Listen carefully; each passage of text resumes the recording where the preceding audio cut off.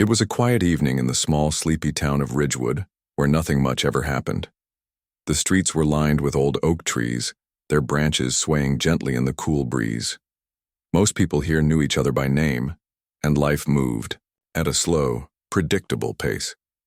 But for Marcus Johnson, this night would turn out to be anything but ordinary.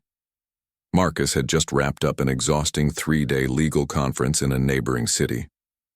As one of the top federal prosecutors in the EI country, he spent most of his days juggling high-stakes cases, meetings, and public speaking engagements. This conference had been no different. Hours of intense discussions about criminal justice reform, networking with fellow lawyers, and delivering speeches on systemic issues plaguing the legal system. By the time it ended, all Marcus wanted was to get back home, unwind, and spend some quality time with his family. The drive back to Ridgewood was long but peaceful. The highway stretched endlessly before him, flanked by rolling fields bathed in the soft glow of the setting sun. Marcus turned on the radio, letting the soothing tunes of jazz fill the car as he navigated the familiar route. He felt a sense of relief knowing that he'd soon be home, away from the pressures of work if only for a little while. But fate had other plans. As Marcus approached the outskirts of Ridgewood, he noticed a flickering red light in his rearview mirror. At first, he thought it might be a trick of the fading sunlight, but when he glanced again, he saw the unmistakable flash of police lights behind him. Sighing, Marcus pulled over onto the shoulder of the road, wondering what he could have possibly done wrong. When the officer approached his window, Marcus rolled it down and greeted him politely. "Good evening, officer," he said, his voice calm and respectful. "Is there something I can help you with?" The officer, a middle-aged man with a stern expression, didn't return the courtesy. Instead, he leaned down and peered into the car, his eyes scanning Marcus's face and then the interior of the vehicle. There was something unsettling about the way he looked at Marcus, as though he were sizing him up, trying to decide whether he posed a threat. "You've got a broken taillight, sir," the officer finally said, his tone clipped and impersonal. "I'm going to need your license and registration." Marcus nodded, unfazed. Broken taillights weren't uncommon, especially after long drives, and he knew the drill. Reaching into his glove compartment, he retrieved the necessary documents and handed them over. While the officer examined them, Marcus took the opportunity to explain himself further. "Thank you for letting me know about the taillight," he said. "I'll make sure to get it fixed as soon as possible. I didn't realize it was out." For a moment, the officer said nothing, his gaze lingering on Marcus's credentials. Then, almost reluctantly, he handed the papers back. "You're not from around here, are you?" he asked, his tone laced with suspicion. "No, I'm not," Marcus replied evenly. "I live in Ridgewood, but I was out of town for a conference. Just heading home now." The officer frowned, clearly unimpressed by the explanation. Without another word, he returned to his patrol car, leaving Marcus sitting alone in the growing darkness. Minutes ticked by, and Marcus couldn't shake the feeling that something was off. Traffic stops were routine, but this one felt different. There was an undercurrent of tension, a subtle hostility that made him uneasy. When the officer finally came back, he wasn't holding just a warning slip. It was a ticket. "You'll need to appear in court for this," he announced flatly, handing the paper to Marcus. "Court date's on the ticket. Don't miss it." Marcus stared at the ticket, confusion written across his face. A court appearance? For a broken taillight? It seemed excessive, even for a small-town cop who might be having a bad day. Still, he kept his composure, thanked the officer, and drove off, determined to put the strange encounter behind him. Back home, Marcus recounted the story to his wife, Lisa, over dinner. She listened intently, her brow furrowing as he described the officer's demeanor. "That doesn't sound right," she said. "Are you sure it was just about the taillight?" "I don't know," Marcus admitted, rubbing his temples. "Maybe I'm reading too much into it. Either way, I'll deal with it when the time comes." What neither of them realized was that this seemingly minor incident would set off a chain of events neither could have anticipated.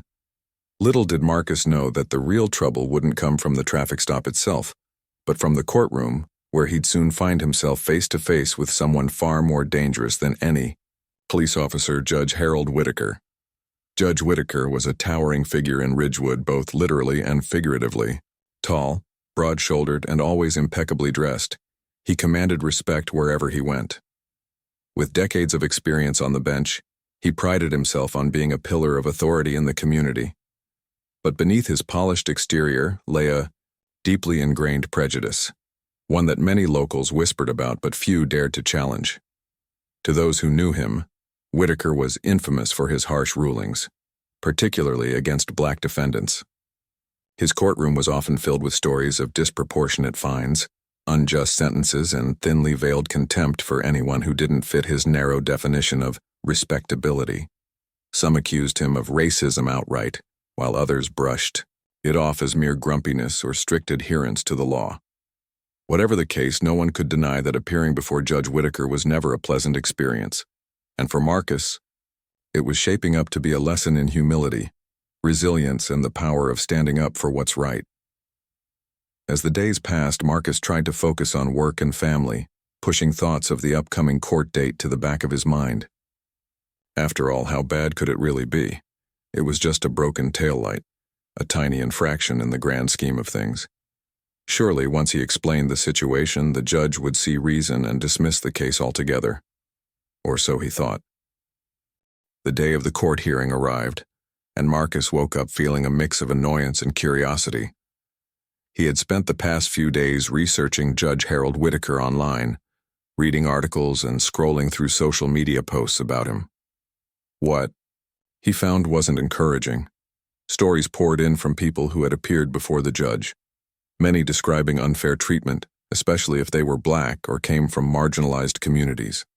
Some even called him the Hammer, a nickname earned for his tendency to hand down harsh penalties for minor offenses. Despite the warnings, Marcus decided not to overthink it. After all, this was just a routine traffic violation. How bad could it really be?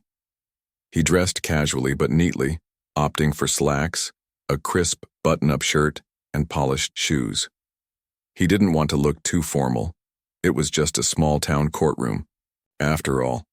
But he also wanted to present himself as someone who took the matter seriously. When Marcus arrived at the courthouse, he was struck by its old-fashioned charm. The building was modest, with faded red bricks and tall windows that let in streams of sunlight. Inside, the air smelled faintly of wood polish and paper. A handful of people sat on wooden benches waiting for their cases to be called. Most looked nervous, fidgeting with their hands or staring blankly ahead. Marcus took a seat near the back, observing the scene around him. It didn't take long for him to notice a pattern.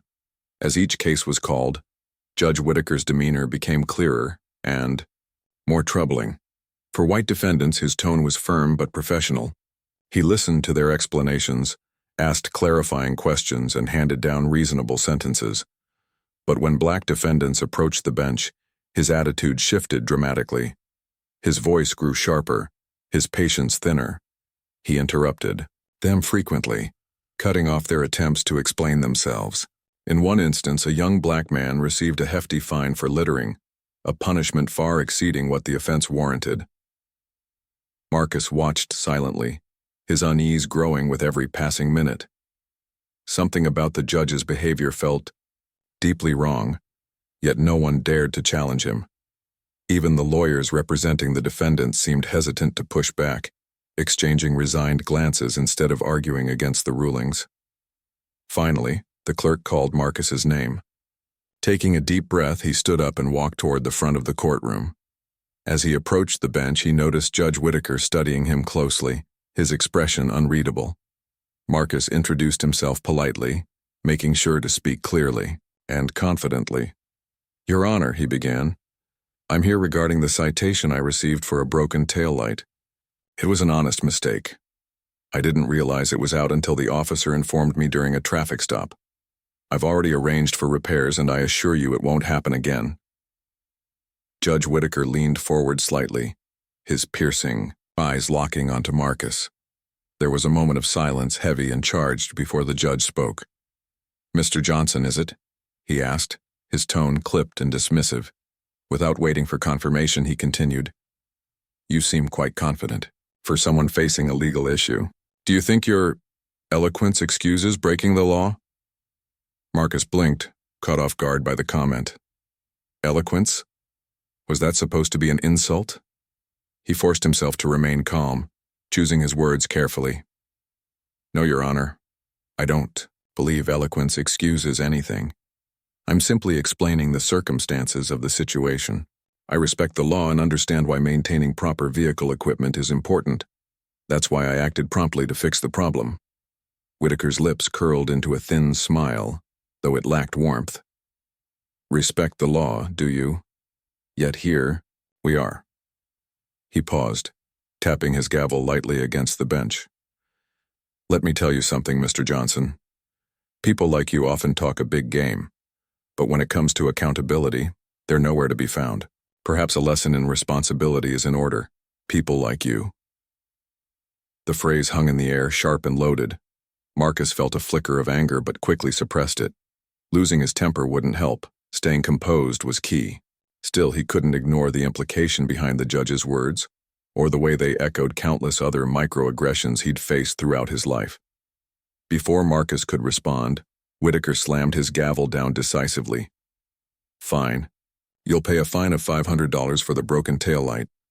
Additionally, you'll attend a mandatory driving safety course within the next 30 days. Failure to comply will result in further penalties. Next case."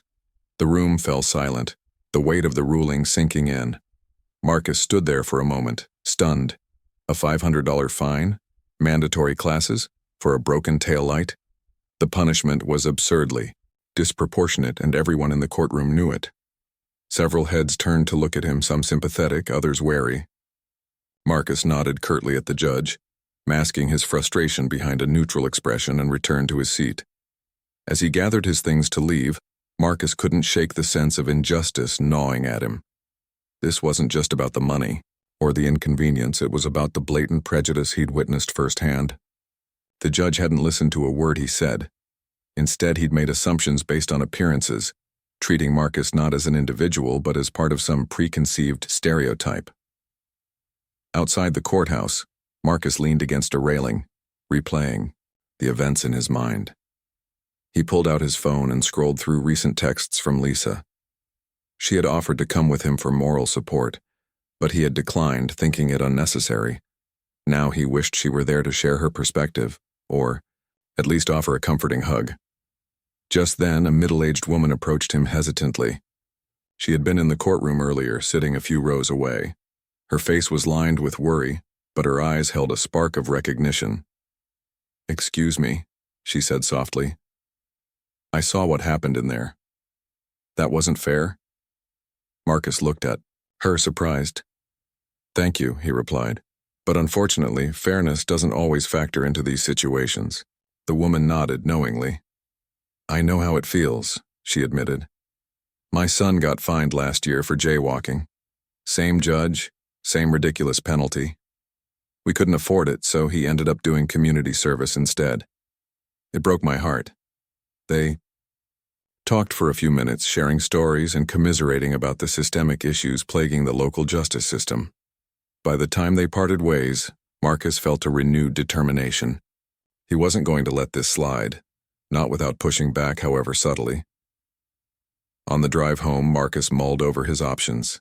He could appeal the decision, of course, but that would require time and resources he wasn't sure he wanted to invest in such a trivial matter.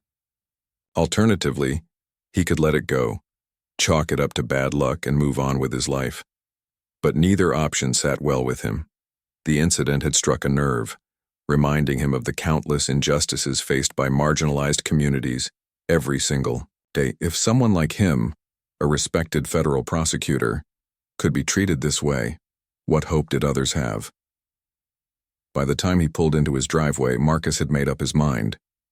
He wouldn't confront Judge Whitaker directly, at least not yet, but he would find a way to hold him accountable. Maybe this experience could serve a greater purpose, shining a light on the biases embedded in the judicial system. All he needed was the right opportunity. Little did Marcus know, Fate was about to intervene in a way that would change everything, for both him and Judge Whitaker. Later that afternoon, while Marcus was still processing the events of the courtroom, Judge Harold Whitaker sat in his chambers, sipping a cup of black coffee. The room was dimly lit, with sunlight streaming through partially closed blinds, casting long shadows across the walls. Papers and files were scattered neatly on his desk, a testament to decades of legal work. But today, something felt different. A nagging unease lingered in the air, gnawing at the edges of Whitaker's mind. The phone rang, jarring him out of his thoughts. It was an internal line, which meant it could only be someone within the judicial system calling. Whitaker picked up the receiver, his voice firm but polite. Judge Whitaker speaking. On the other end was none other than Chief Justice Evelyn Carter, a highly respected figure in the state's judiciary. Her tone was calm but authoritative as she began the conversation. "Good afternoon, Judge Whitaker.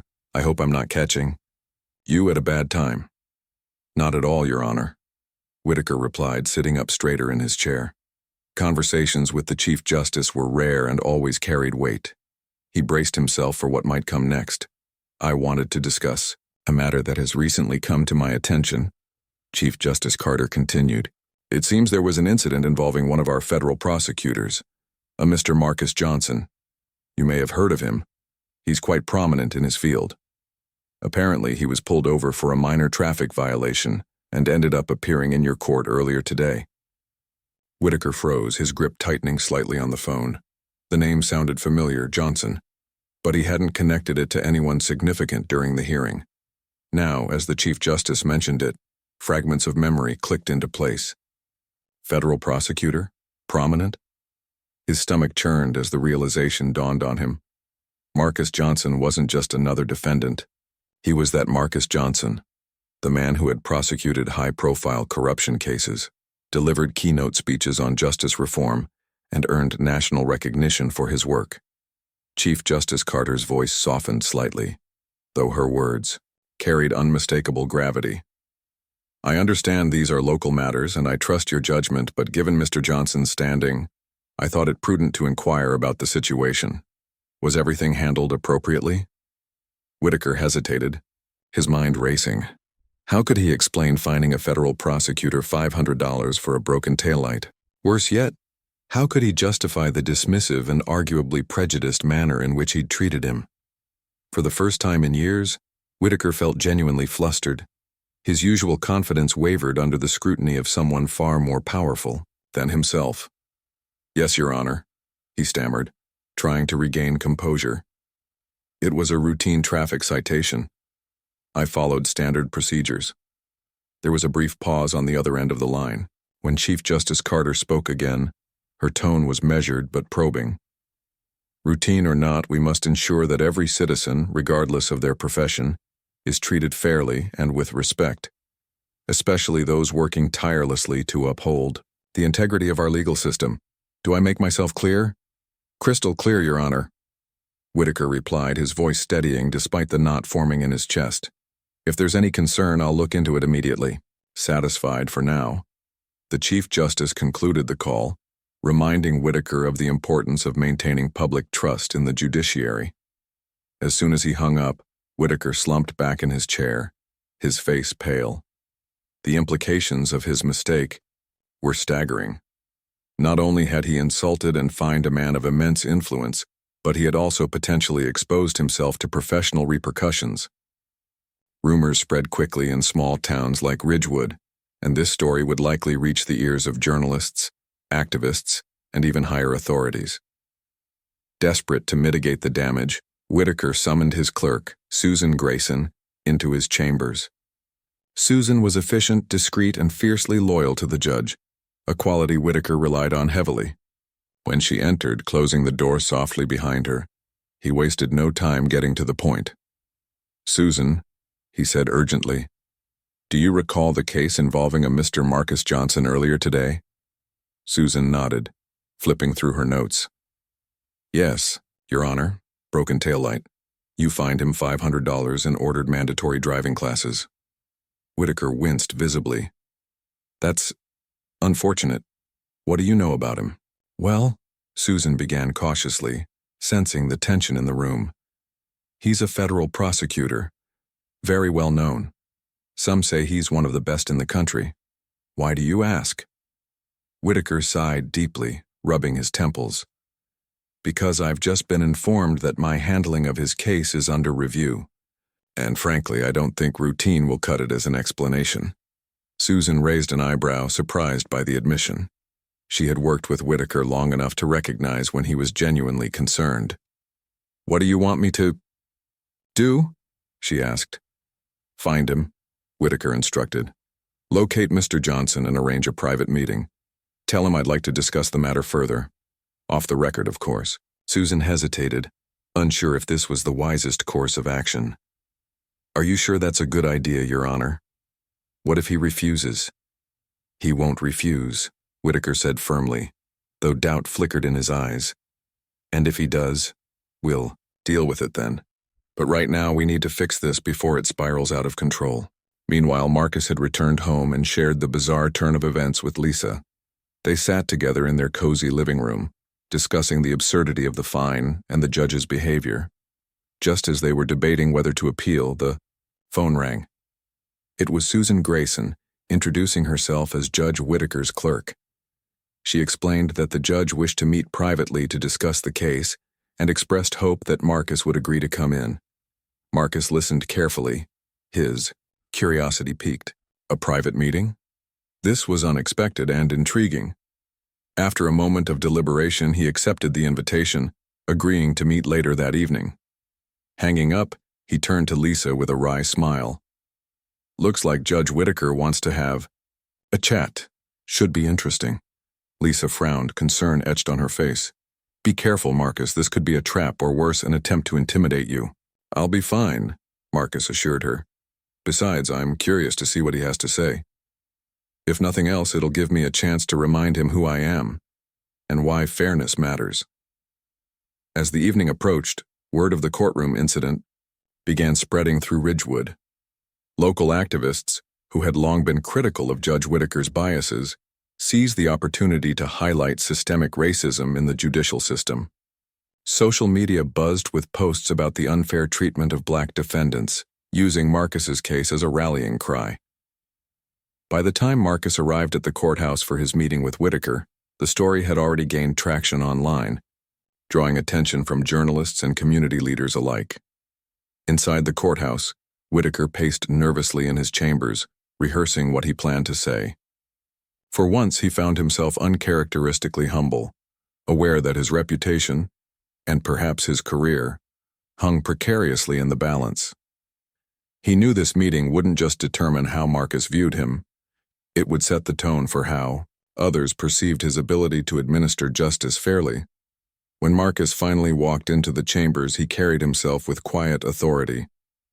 His presence commanded respect, and Whitaker couldn't help but feel a twinge of admiration, even as guilt weighed heavily on him. As they shook hands, Whitaker forced a smile, his voice tinged with nervousness. Thank you for coming, Mr. Johnson. Please have a seat.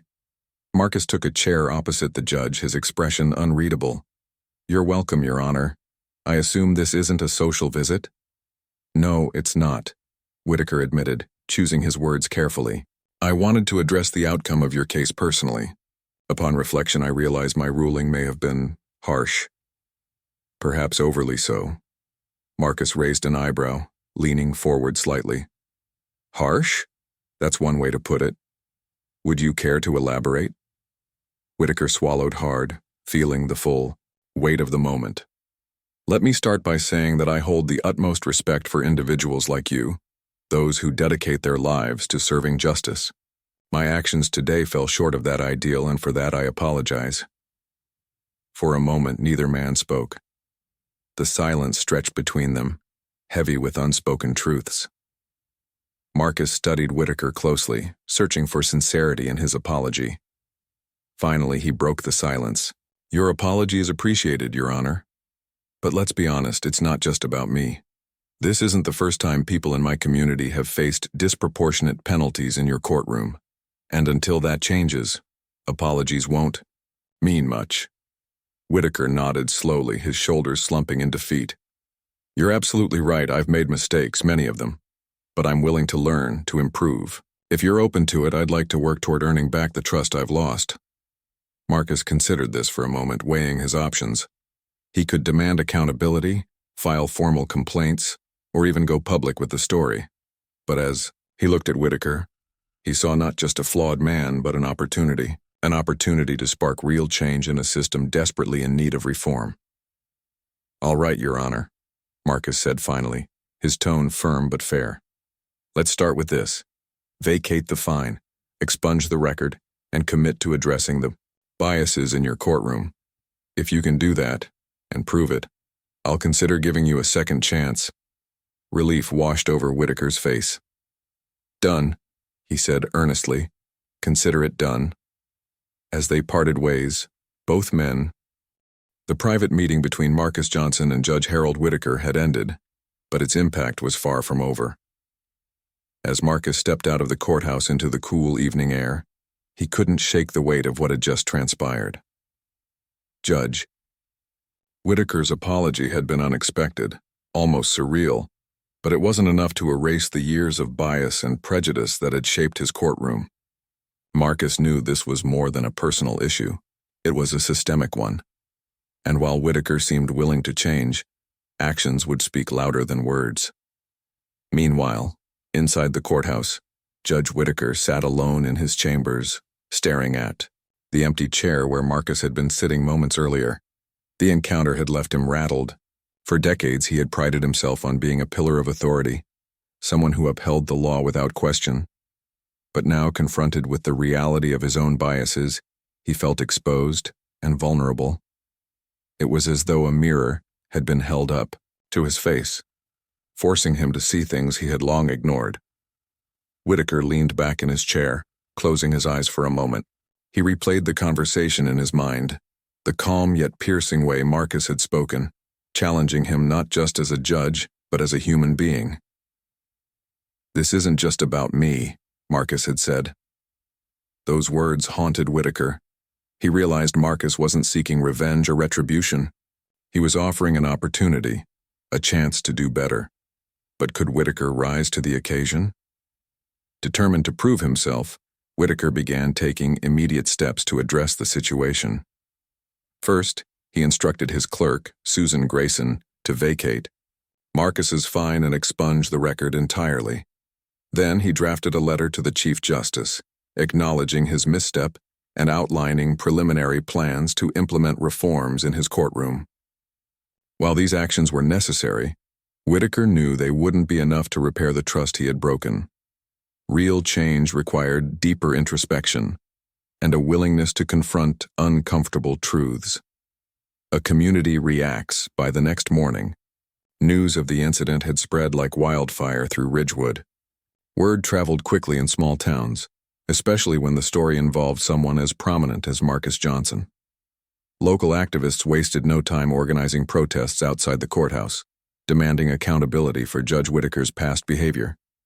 Signs reading "Justice for All" and "No More Bias in Court" lined the streets, drawing attention from passers-by and media outlets alike. Among the protesters was Elena Martinez, a young teacher and community organizer who had experienced firsthand the injustices of Whitaker's courtroom. 2 years earlier, she had been fined excessively for a minor parking violation, leaving her struggling to make ends meet. When she heard about Marcus's case, she saw it as a catalyst for change. "This is bigger than one man," Elena told reporters during an impromptu interview. "Judge Whitaker's actions reflect a pattern of discrimination that has gone unchecked for too long. We're here today not just for Marcus Johnson, but for everyone who has ever felt powerless in that courtroom." The protests gained momentum, attracting support from across the state. Activists used social media platforms to share stories of unfair treatment, tagging their post with hashtags like "Fair Courts for All" and "Accountability Now." Within days, the movement had gone viral, sparking discussions about racial bias in the justice system nationwide. Marcus steps into the spotlight back at home. Marcus found himself thrust into the spotlight once again. But this time it wasn't because of his career as a federal prosecutor. Calls poured in from journalists, civil rights organizations, and even political figures eager to hear his perspective on the incident. At first, Marcus hesitated to engage, unsure if sharing his story publicly would overshadow the broader message. But after consulting with Lisa and reflecting on the growing movement in Ridgewood, he decided to use his platform for good. Marcus agreed to give an exclusive interview to a local news station, emphasizing the need for systemic reform rather than focusing solely on his personal experience. Sitting in front of the camera, he spoke with conviction and clarity. "What happened to me in that courtroom isn't unique," he said. "It's part of a larger problem that affects countless individuals every day. People are judged not by their actions but by stereotypes and assumptions. That's not justice. It's injustice." His words resonated deeply, inspiring others to come forward with their own stories. One viewer, a middle-aged father named David Chen, recounted how Judge Whitaker had sentenced him to jail time for failing to pay a minor traffic ticket, a decision that cost him his job and strained his family relationships. Another caller, a college student named Jasmine Patel, described being humiliated in court for wearing casual clothes, with Whitaker accusing her of showing disrespect to the legal process. As the floodgates opened, it became clear that Judge Whitaker's courtroom wasn't just flawed, it was emblematic of a much larger issue within the judicial system. And Marcus, whether he liked it or not, had become the face of the fight for change. Whitaker's road to redemption faced with mounting pressure. Judge Whitaker took drastic measures to salvage his reputation, and more importantly, to begin repairing the damage he had caused. He enrolled in sensitivity training sessions led by experts in diversity and inclusion, committing to weekly workshops designed to challenge his biases and broaden his perspective. At first, the sessions were difficult for him. Hearing candid feedback from facilitators and fellow participants forced him to confront uncomfortable truths about his attitudes and behaviors. But slowly, incrementally, he began to change. In addition to the training, Whitaker initiated a review of past cases handled in his courtroom, looking for patterns of bias or disproportionate penalties. He worked closely with Susan Grayson, who proved invaluable in helping him navigate the logistical challenges of the task. Together, they identified several instances where fines or sentences appeared unjustified and reached out to affected individuals to offer restitution. Whitaker also invited members of the community to attend monthly forums at the courthouse, providing a space for open dialogue about fairness and equity in the justice system. These meetings weren't mandatory, but they signaled a shift in Whitaker's approach, one rooted in transparency and accountability. Some attendees praised his efforts, calling them a step in the right direction. Others remained skeptical, questioning whether his newfound commitment to reform was genuine or merely performative. Despite the criticism, Whitaker persisted. He recognized that rebuilding trust would take time and that some wounds might never fully heal.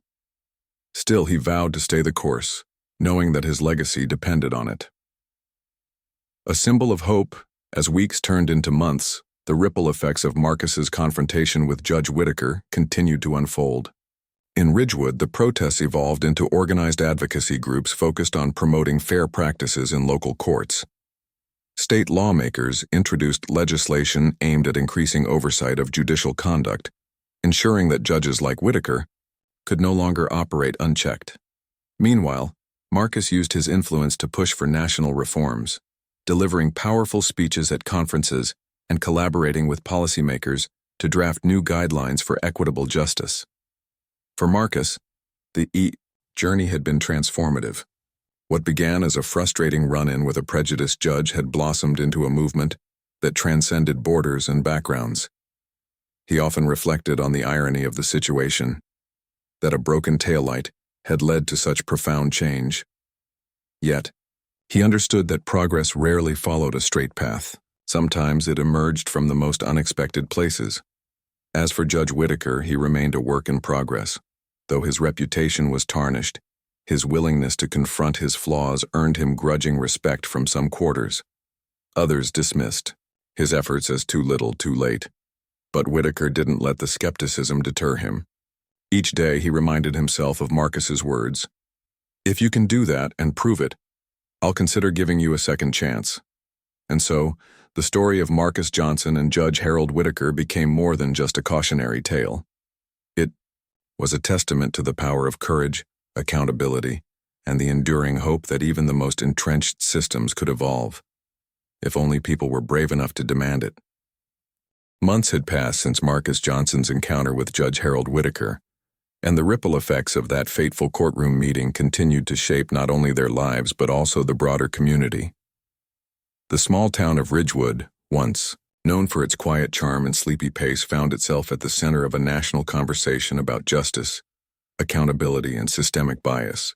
For Marcus, the experience became more than just a personal victory. It evolved into a platform for advocating meaningful change on a larger scale. Marcus takes the national stage. Marcus had always been passionate about reforming the justice system, but this incident gave him a unique opportunity to amplify his message. Invitations poured in from universities, legal organizations, and advocacy groups eager to hear him speak about his experience. At first, Marcus hesitated. He didn't want to be seen as exploiting the situation for personal gain or overshadowing the voices of those who lacked his privilege and influence. But after careful thought and encouragement from Lisa, he decided to embrace the role thrust upon him. His first major speaking engagement was at a prestigious criminal justice conference in Washington, D.C. The auditorium buzzed with anticipation as attendees filed in, many clutching notebooks and pens ready to absorb every word. When Marcus walked onto the stage, dressed in a sharp suit and exuding calm confidence, the room erupted into applause.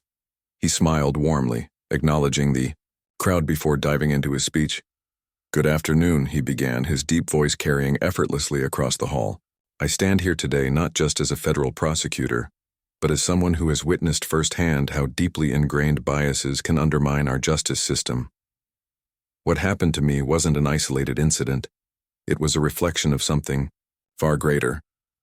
He went on to recount the events leading up to his confrontation with Judge Whitaker, emphasizing the absurdity of being fined $500 for a broken taillight. But rather than dwell on the injustice he faced, Marcus shifted the focus to the bigger picture. "The real issue isn't one prejudiced judge," he explained. "It's the structures and attitudes that allow such biases to persist unchecked. We need to ask ourselves, who else has been treated unfairly? Whose stories haven't been heard?" The audience listened intently, hanging on his every word. Marcus spoke passionately about the importance of transparency, accountability, and empathy within the judicial system. He shared examples of successful reforms implemented in other states, urging lawmakers and legal professionals to adopt similar measures nationwide. By the time he concluded his speech, the room was filled with a sense of urgency, an unspoken agreement that change was not only necessary, but long overdue. Afterward, Marcus spent hours engaging with attendees during a Q&A session. Many approached him privately, sharing their own experiences of discrimination and injustice. Each story reinforced his belief that the fight for fairness was far from over.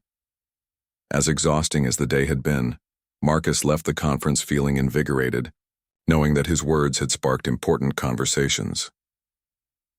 A movement gains momentum.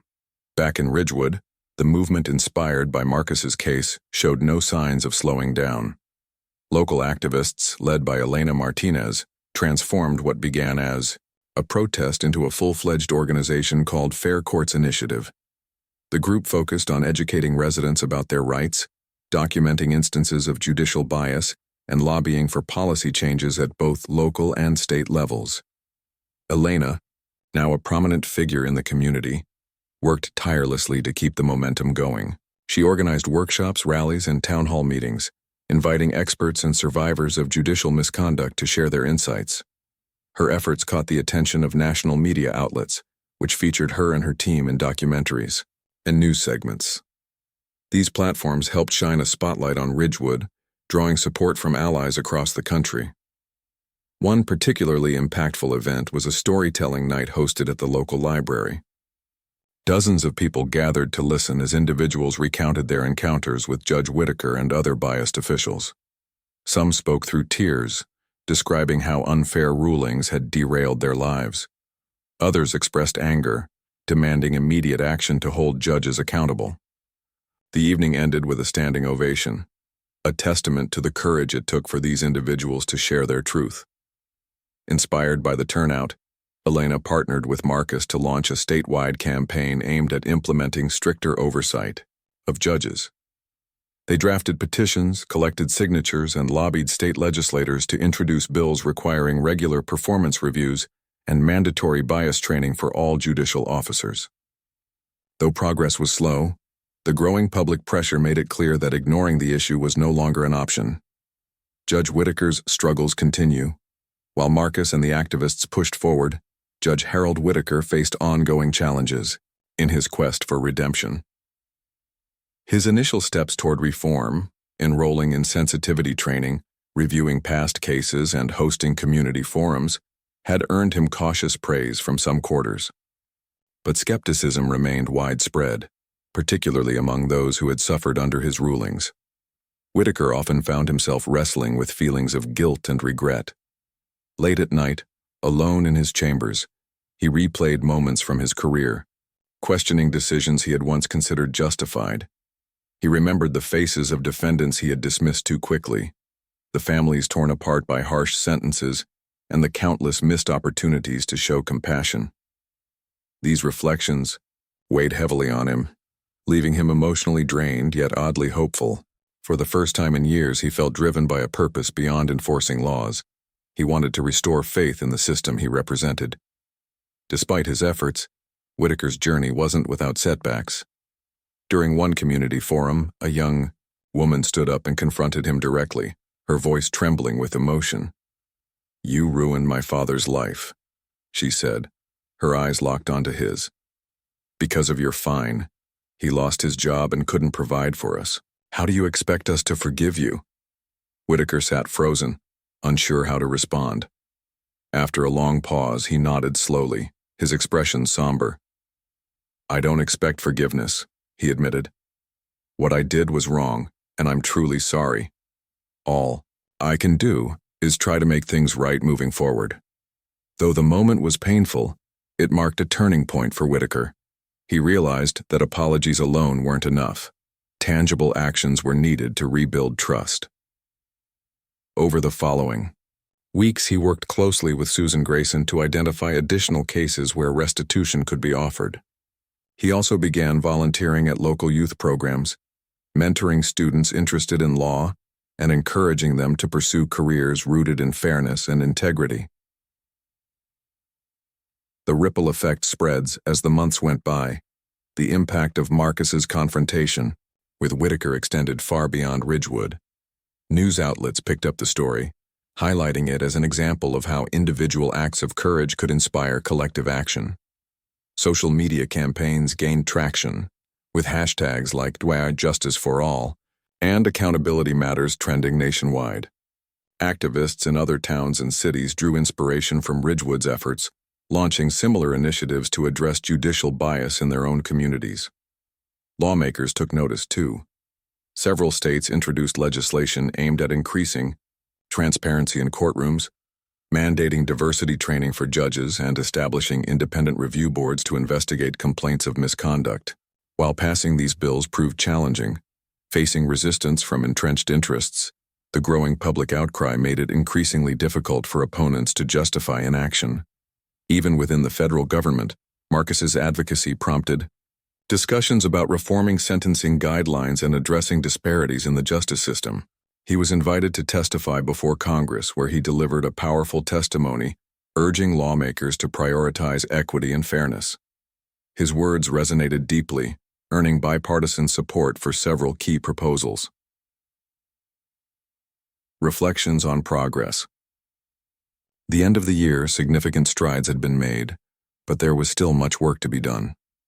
Marcus often reminded himself and others that systemic change required patience and persistence. It wasn't about quick fixes or superficial gestures. It was about dismantling outdated structures and replacing them with ones built on principles of equality and respect. For Judge Whitaker, the road ahead remained uncertain. While some viewed his efforts as genuine attempts at redemption, others doubted whether he could truly overcome decades of prejudice. Regardless, he continued to show up each day, determined to prove that even flawed individuals could contribute to positive change. As winter settled over Ridgewood, blanketing the town in snow, Marcus reflected on how far they had come. The journey hadn't been easy, but it had been worth it. What started as a simple traffic stop had ignited a movement, a reminder that even the smallest moments could spark monumental shifts. And though challenges lay ahead, Marcus felt hopeful. After all, if one man's courage could inspire so many, imagine what an entire community united in purpose could achieve. Months turned into a year since the day Marcus Johnson stood before Judge Harold Whitaker in that small-town courtroom. The journey they had both embarked on, though vastly different, had transformed not only their lives, but also the community around them. As Marcus prepared for a keynote speech at a national conference on criminal justice reform, he couldn't help but reflect on how far things had come and how much further they still needed to go. Lessons learned through struggle. The conference was held in a sprawling convention center in Chicago, drawing thousands of attendees from across the country. Lawyers, activists, scholars, and policymakers filled the auditorium, eager to hear insights from leaders in the field. When Marcus stepped onto the stage, the applause was thunderous, echoing off the high ceilings. He smiled humbly, taking a moment to soak it all in before addressing the crowd. "Thank you," he began, his voice steady and warm. "It's an honor to stand here today among so many dedicated individuals working tirelessly to create a fairer, more just society. But let me be clear, this fight isn't about accolades or recognition. It's about ensuring that every person, regardless of race, background, or circumstance, is treated with dignity and respect under the law."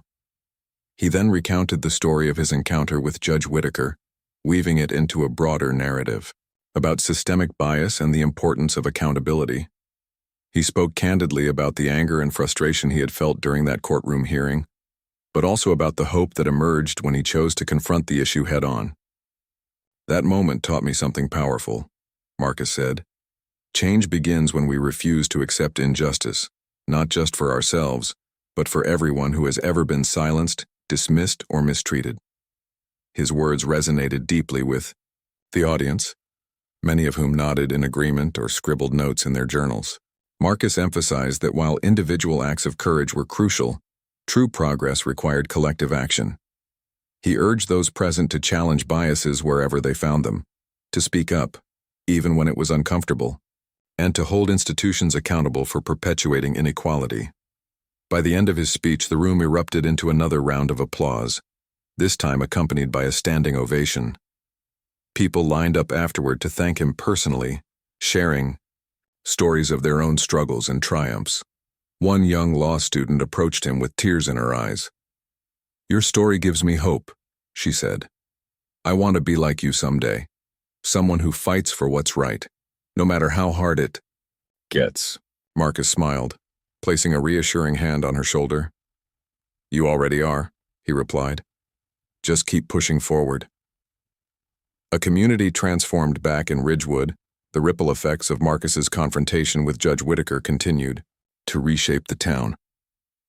What had started as a protest outside the courthouse had grown into a thriving movement, led by Elena Martinez and her team at Fair Courts Initiative. Thanks to their efforts, several key reforms were implemented locally, including mandatory bias training for judges and increased transparency in sentencing decisions. Elena herself became a celebrated figure in the community, often invited to speak at schools, churches, and civic events. Her passion and determination inspired others to join the cause, creating a groundswell of support for justice reform. At one event, a local business owner approached her with a generous donation to fund a legal aid clinic aimed at helping low-income residents navigate the court system. "We owe it to our neighbors," he said simply. "Everyone deserves a fair shot." The changes weren't limited to policy alone. Conversations about race, privilege, and fairness became part of everyday life in Ridgewood. Neighbors who had once avoided discussing such topics now gathered regularly to share perspectives and brainstorm solutions. Even longtime skeptics began to see the value in confronting uncomfortable truths. recognizing that progress required honesty and humility. Judge Whitaker played a role in these discussions, albeit cautiously. His monthly forums remained well attended, providing a space for open dialogue between residents and judicial officials. While some attendees still questioned his sincerity, others acknowledged the effort he was making to listen and learn. Slowly but surely, trust began to rebuild, not because Whitaker had earned forgiveness, but because he demonstrated a willingness to grow.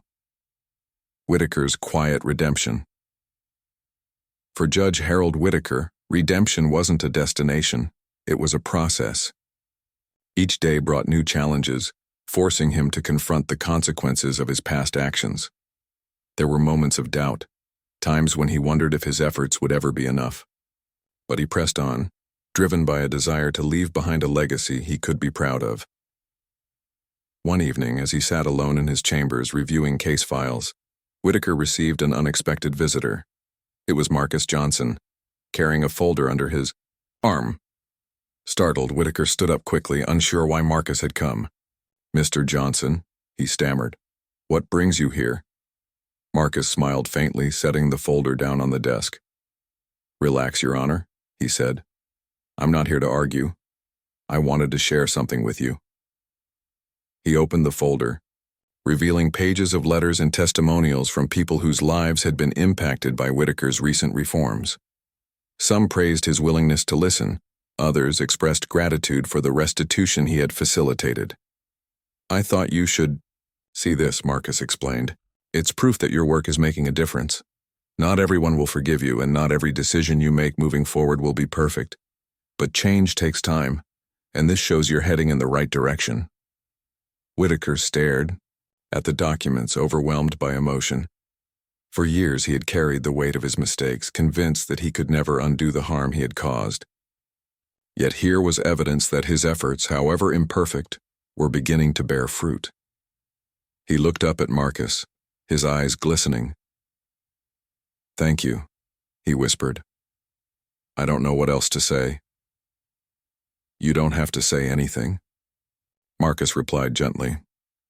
"Just keep going. That's all any of us can do." Looking toward the future, as the months passed, Ridgewood became a model for other communities grappling with similar issues. Activists from neighboring towns visited to learn from Elena's strategies, while journalists highlighted the town's transformation in articles and documentaries. The movement sparked by Marcus's case proved that even the smallest acts of resistance could ignite widespread change. For Marcus, the experience reinforced his belief in the power of resilience and collaboration. He knew the fight for justice would never truly end. There would always be battles to wage, systems to dismantle, and hearts to change. But he also knew that every victory, no matter how small, mattered.